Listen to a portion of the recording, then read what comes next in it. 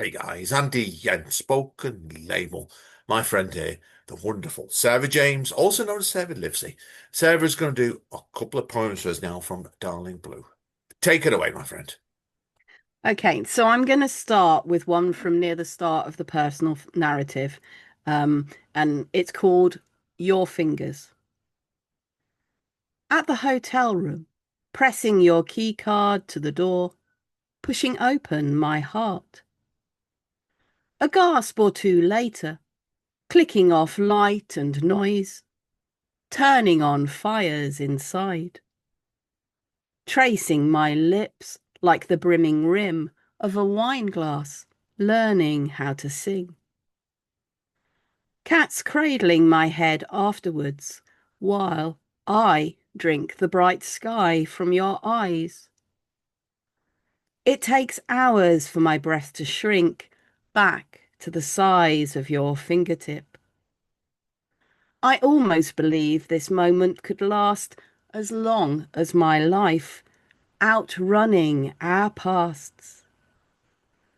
Then your fingers wake once more to tap dance on your phone and reach for the remote.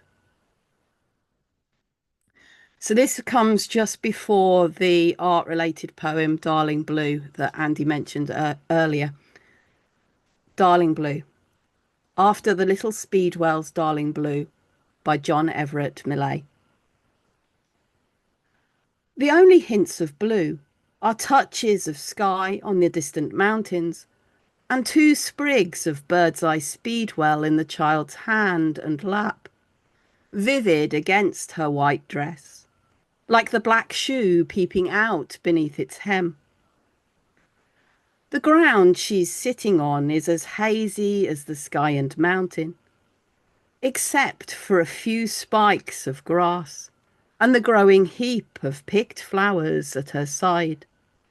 Oxeye daisies, dog roses, pink fragments of something unidentifiable, and the yellow of what might be cat's ear, rough hawkbit, cornfield marigold, or even the petals of grounded stars. The speedwell she holds closest might have been intended as hope of spring, but my eyes mistake it for forget-me-not, a cry for what is lost, reminding us how little remains. Impossible to tell if her gaze is dreamy, simply that it's downcast, the sad heap of petals beside her still growing. How long will she keep on picking? Beyond her own death, now she's painted into infinity. I'm sure only I see this pile as prescient of a world with nothing left to pick. But what of the children I might want to have? My grandkids and their futures? The heap of picked flowers slowly wilts into the blur of changing seasons. Um, and I'm going to go forward into another one that Andy mentioned before. This is restoration. Maybe what I loved most then was the added intensity of a shared passion. It's easy to forget that collectors tend to stick with what they know. Familiarity can soon lead to a sense of disappointment and a greed for something new, until that too loses its novelty. The real test of time, and so much else besides, is to step away and see how you feel about the same piece when you return to it. Catching the eye anew, shapes and colours may strike again as strongly, or disillusion bite, recognizing that it's not quite as bright or startling as the mind remembers.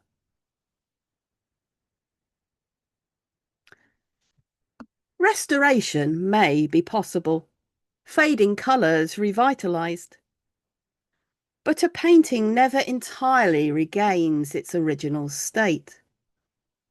There is a thrill to the process, a glimpse, perhaps, of the artist's signature, or another detail usually obscured by the frame or a build-up of grime. True new discoveries are rare. Those small revelations may be marketed to the world as secrets painstakingly uncovered by this expensive bit-by-bit work. The delight of seeing something that was once hidden never lasts. Then comes the decision to keep it regardless, or auction it off to the highest bidder. I'd firmly advise the latter. Some lives can live on, undamaged, beyond their initial context. But it takes more than just a shared passion. So as this probably tells you, and you can probably feel from the poems, this is quite near to the end of the collection. So the final one that I'm going to read is an art-inspired one. It's O'erbloring, and the word O'erbloring is a Scottish one for becoming covered with snow. And it's after the shortening winter's day is near a close, which is by typically referred to as being by Joseph Farquharson, but it could be, I understand, by David Farquharson. They were both Scottish landscape painters around the time of the Pre-Raphaelites. O'erbloring. Where it's hung now, this painting becomes a palimpsest blur of gallery ghosts. The glass's fragmented reflections of old building, lights and other pictures overlay the white snow. Intricate sheep, spectral wood and shadowed tree. Only the setting sun shines through this interference. It's enough, though, that I want to see more. Enough for me to believe that all I need to do is step through the frame into the field, and I'll feel the snow crackle beneath my feet, a cold sparkle on my face. Everything around a glow of quiet peace. Even the shepherd struggling with his straw bale is about to set it down, ready for the birth of tomorrow's wonderful new day. I can taste the icy sharpness, fresh snowfall o'erblowing the gallery's wooden floor. Thank you. Wonderful, wonderful stuff, that Sarah. I do love the fact. I'm a bit late. Put my camera back on then as well. I got my camera froze a minute. Do love that one about the overblowing at the end of it. It's a great Scottish word, that, because I don't know if I've told you, my family's actually from top end of north east of Scotland. We are so it's like it's both a word I've heard my dad used before now, certainly, and I think it's very apt because, like, as of recording, we're expecting a big downpour of snow probably later on today. So yeah, perfect. It's a wonderful poem, that one, indeed. It's like it's such a beautiful poem, and I didn't actually know there was a dispute about the possibly who the artist on that one. So I'm going to read up on that later, actually, because I think I've read it as Yeah, Joseph, but not David. But certainly, like, it doesn't surprise me because when things are that far back in the past, it gets a bit ambiguous sometimes. yeah. I mean, I've tried to find an answer to it, and I've not. When I went to see it, it is owned by. I don't know if it's on display at the moment, but it's in the Lady Lever Gallery in Port Sunlight. And the displays that they have out and all the info about it have it as Joseph. But when you look on Liverpool museums and art galleries online, it says it was formerly attributed to him and now it's attributed to David Farquharson. But yeah, I failed to. It's a mystery. I like mysteries. I failed to get a clear understanding, and very hard to find much info about either of those artists either. Which I find quite interesting. We're back to the whole art and the artists that get remembered and why they get remembered, and the ones that were working at the same time and maybe quite similar but don't get remembered. Very, very fascinating area. Yeah, I think a lot of it is same with writing. Really, it's the fact is I think it's luck sometimes. It just generally is luck of the draw. It's like how will someone's work get remembered in 200 years' time, or will they not be remembered at all?